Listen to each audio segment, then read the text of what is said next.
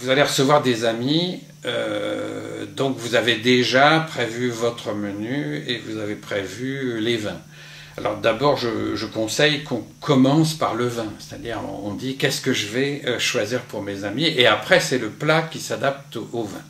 Une fois qu'on a décidé les vins, maintenant il faut les mettre dans les meilleures conditions pour qu'ils soient bu.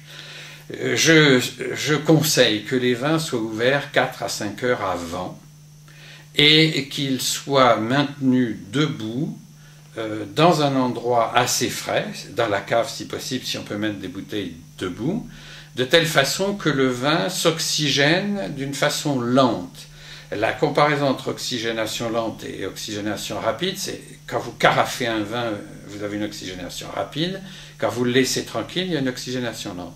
Et l'oxygénation lente donne un vin beaucoup plus équilibré, beaucoup plus doux, beaucoup plus agréable, alors que le carafage va au contraire donner un vin plutôt plus puissant, rapidement puissant. Alors le conseil vaut surtout pour les vins anciens, mais il vaut aussi pour les vins jeunes.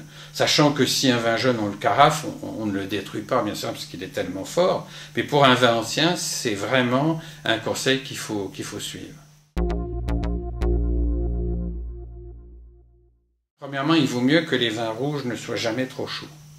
Donc ça veut dire que la température de service, il faudrait que ça soit entre 15 et 18 degrés maximum, et non pas 20 à 22, qui est la température qu'on trouve généralement dans les appartements. Donc il vaut mieux avoir un vin plutôt plus frais, parce qu'il va se réchauffer dans le verre, qu'il n'arrive trop chaud.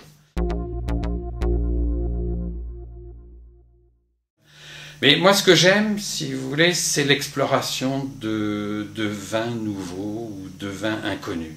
Ça, c'est vraiment ce qui m'anime. Bon, dans ma cave, j'ai beaucoup plus que 5000 références différentes, ce qui fait que par rapport à tous les restaurants du monde, il y a plus de vins dans ma cave que dans les plus grands restaurants. Et donc, ce que je veux, c'est toujours découvrir des goûts nouveaux, parce que c'est complètement passionnant de se faire étonner par un vin. J'aime les vins qui m'étonnent. Et j'en trouve souvent qui m'étonnent.